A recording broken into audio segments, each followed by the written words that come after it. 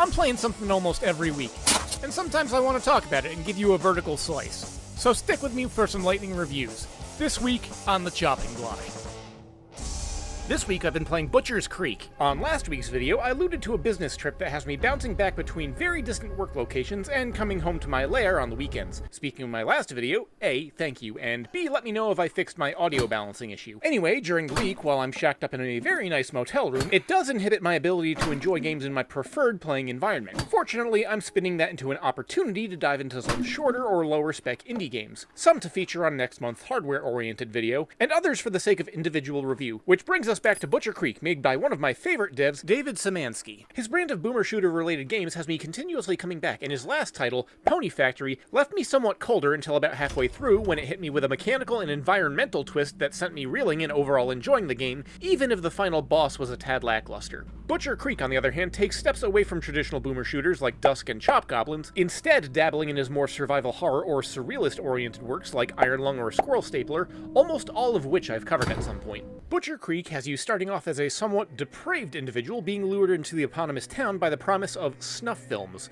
Sounds cheery already. Upon arrival, you begin exploring, but then get captured with the intention of being tortured and murdered for the sake of the films that you sought out, that it turns out are being produced for, if you can believe it, even darker cult-oriented endeavors. You then navigate the decrepit Appalachian redneck ruins and rustic remains to fight your way out. Speaking of fighting, the combat is almost entirely melee-based, with only long-range options being what you can throw or kick at your opponents. The selection of melee weapons is somewhat varied and consists of most of the implements you could see occupying a torture dungeon, with each one having varied effects on combat from range to damage to blocking ability. I tended to favor the larger and heavier weapons since they required fewer hits and dealt more damage, although I had to begin my swing from half a postcode away to ensure the rednecks out for my blood couldn't get a hit on me. You can stagger most enemies and get some space with the kick function, which has the added bonus of being able to propel non-stationary items at your enemies, if you can line up the shot. This led to me walking into a room, analyzing angles and hazards, and then deploying a tactical rendition of the can at my foes. In fact, environmental hazards may have been just as deadly to my enemies as any blow I landed, which I kind of liked. It rewarded observation and careful tactics in engaging opponents, as well as saved some durability from my arsenal.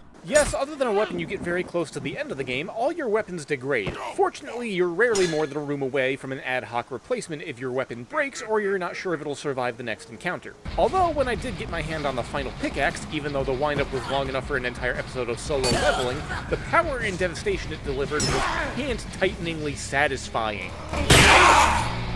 But that wind-up and the mechanical variants of some enemies are things you can't ignore because your character can only take a few hits before becoming nothing but a smudge on the wall. Also, your stamina bar runs out quickly and requires constant vigilance to stay on top of, and it can deplete entirely depending on the enemy that hits you if you take damage. To recover health, though, you can find snuff Polaroids scattered throughout the grungy shelving, photograph the gore that remains from activities that preceded your arrival, or even take pictures of blood splatter that lines the walls after a fight. Another health mechanic that I found incredibly engaging at the start is picking up snuff films on VHS. These tapes can increase your health bar as long as you have them in your inventory, and they stack up to 10 times to double your health bar. However, these tapes are also a consumable for two different functions, unlocking certain doors and to be used as a limited save function. Offhand, this sounds like it would be at best annoying and at worst infuriating. However, in this game it kind of works for one key reason. The game wants you to pay attention to your surroundings and rewards you for doing so.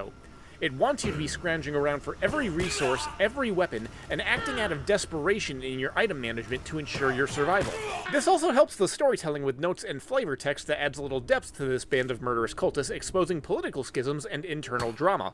I was liking this one. Although, as much as I enjoyed the package as a whole, I do have some nitpicks. For most of the game, while advertised as a survival horror title, it didn't really do much as far as scaring me for a good portion. I mean, I can only gripe so much with horror being a subjective emotion. Slowly creeping around the tunnels and shacks, I would become hesitant at the sound of some far-off inhuman noise, bellowing a cry of the ominous and the unknown. Then I'd round a corner, see it was just another flannel-adorned religious nut, and think to myself, oh thank God, as I caved in his skull. Also, Although by the end I was pretty comfortable on health with all the VHS tapes I'd hoarded away, thus neutering a good deal of the tension. Indeed, I thought the game was just going to be bashing heads all the way to the end, and while I won't spoil the final moments of the game, I will say that turns were made into the realm of the supernatural and the eldritch that genuinely ran chills down my spine and ramped my hesitation to 11. The runtime was a bit longer, at just over 2 hours, but at this point I've come to expect this from David. A rock-solid experience with some minor quibbles and a short runtime that I rarely, if ever, find not worth it. If anything I've said about this one has piqued your interest, then seriously, check it out for $10. Now, if you'll excuse me, I have some planning to do for Phase 2 of my business trip.